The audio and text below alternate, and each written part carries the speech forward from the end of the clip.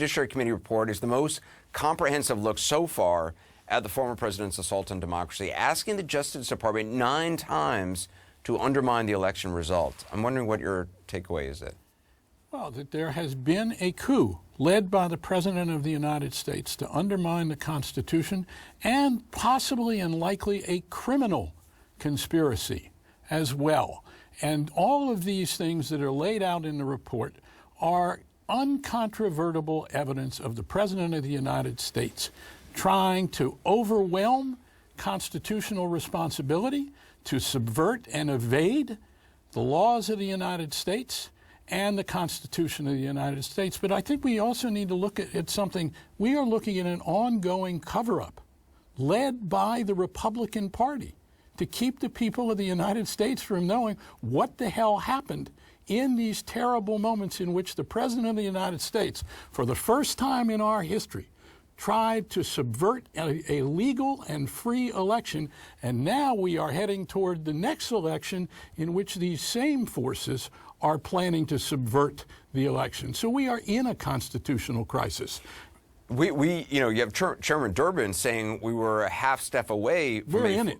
You think we're in it? We're in it because look toward the next election. Right. Look at what has happened already, and look at the country itself. The most significant thing, perhaps, is not just the coup attempt and the coup by the President of the United States and the Republican Party going along with it, but almost half of the adult voters in this country, from all of the polls and what we saw in the last election, are willing to go along with these lies. Yeah. So we are in a kind of civil war in this country. Well, not only Donald Trump. people, voters, the base supporters willing to go along with this lie. You have Senator Grassley's, rebuttal from the GOP saying nothing to see in that meeting, that Trump, he listened to his senior advisors and followed their advice and recommendations. I mean, that's an insane interpretation of an insane meeting which took place with the former president. Chuck Grassley was once a really honorable man with a terrific record serving his party. Wow, that must have been a long time ago. And it is a long time ago, because what he is doing is a disgrace, as his colleagues are doing. What the Republican Party is doing today is unprecedented in our history.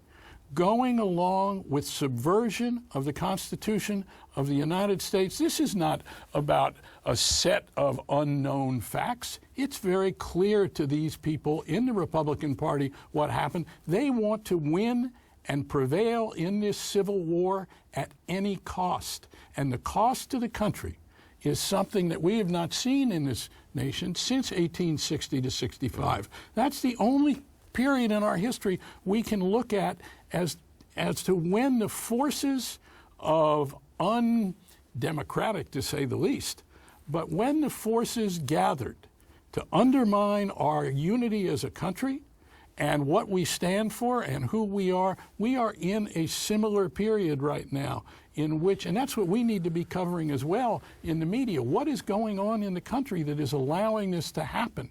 We need to find out what's on people's minds that they are willing to go along with this. Well, also, look, I mean, who hasn't become somewhat numb to this constant assault? And that's how psychopaths are able to, remain free and yes, succeed in society, because they wear down everybody else around them and just are shameless and have no, Let me say, so you just raised a really interesting point. You used the word psychopath. Let's say that perhaps we have a sociopath or a psychopath who has been the President of the United States and seeks perhaps to be the next President of the United States and has ignited this movement. We have never had a period in our history when 45% of the people in our country have said, oh yeah, I'll go along with this psychopath, I'll go along with this sociopath. We need to be looking at these facts as well as the coup and what this individual did. We need to look at why are our people, so many of our people, following this sociopathic undermining of our democracy. It's extraordinary. Yeah, it is. There's been a lot of comparisons, obviously, to Watergate, but just looking back to the darkest days of the Nixon administration. The system worked in Watergate. Richard Nixon left office. He agreed to leave office. He didn't start a coup at the last minute to say, I'm going to stay here, I'm not leaving, don't let that chopper take off on the lawn. He said, I have to go. He acknowledged that he had to go. Whatever he thought of the facts, he knew that there was a constitutional process in place and that he had lost and that the Supreme Court had made him turn over his tapes and that he was no longer, and he would have been impeached and convicted in the Senate. What made him go was his knowledge that his own party was going to convict him. Now, Donald Trump's party has not convicted him in the Senate, is not about to convict anybody, but rather is intent on covering up this horrible, horrible coup and undermining of our democracy led by this person and now endorsed, enabled by one of our two political parties. We've never had anything like it in our history. We're joined now by CNN contributor, former Nixon White House counsel John Dean. So, John, I mean, this strategy is going to work. I mean, the former president, obviously he can't exert executive privilege as he clearly thinks he can, but it doesn't really matter, doesn't it? I mean, this will just end up in courts and will drag on so long that, other than for history, it may be irrelevant. That's his goal, is to just gum it up so bad and probably to litigate it. And a lot of these issues are not resolved, Anderson.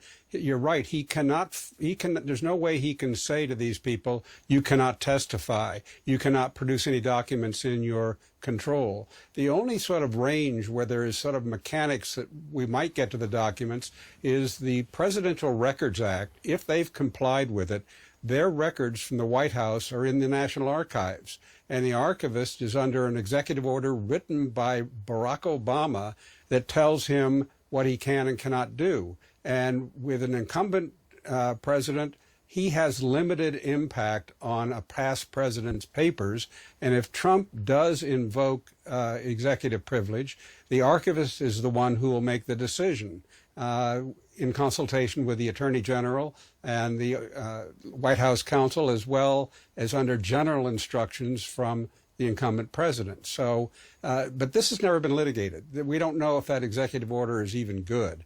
And I think that's what Trump wants to go for. His lawyers have probably told him, you can drag this out for years. Because there's this reporting from the Washington Post that the former president's lawyer is telling these former aides not to comply with subpoenas from the January 6th committee. Obviously, it's one thing to actually fight a subpoena in court. It's another to completely ignore it at the direction of the former president, isn't it?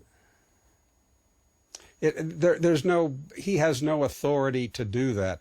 Each of those people have to decide what they can do, and they can't say, well, I'm acting under the orders of former President Trump. That's no order. I mean, it is meaningless. So they can find themselves in contempt. And Anderson, again, this is where the House has failed to get itself in order to prepare for this. There are remedies for this. There are housekeeping things they can do and make these subpoenas through their inherent contempt powers have some meaning. Well, but why wouldn't they do that if that was a possibility? I mean, what is the inherent contempt power that you're talking about? Boy, I don't know. I cannot figure out. It is a no-brainer.